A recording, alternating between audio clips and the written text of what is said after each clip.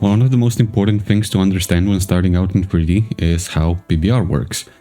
PBR stands for Physically Based Rendering, which is a rendering system that mimics how light would physically behave in the real world. Using this approach makes it very easy to create accurate materials that work in any sort of a lighting setup. So, let's see how it works. There are two PBR workflows, metallic roughness and specular glossiness. Metallic workflow uses a texture to tell the shader which parts of the material are metallic, and specular workflow uses specular maps to define the color and the intensity of the light bouncing off the surface. I will be focusing on the metallic roughness workflow since it's the one most widely used. There are 6 textures, and each of them adds different information to your shader. Most materials don't use all 6 of them though, so let's talk about what each of them does. Let's talk about the base color first, since it's the most important one. You'll also hear different people refer to it as base color or albedo or diffuse, but they all do the same thing. They basically just tell your material what color it's going to be.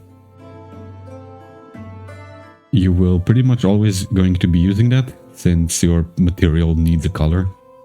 The other one you're most likely going to be using all the time is the normal map. What this one does, it basically adds free extra detail to your material. It makes it look bumpy.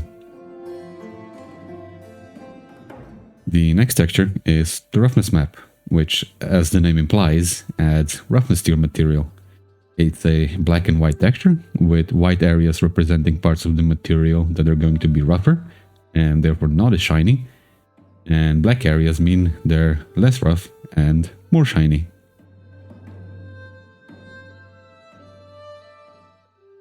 A metallic texture, again, as the name implies, adds metalness to your material. It is another black and white texture. It kind of works the same as the roughness texture. Black areas mean your material is not metallic, and white areas mean it is metallic.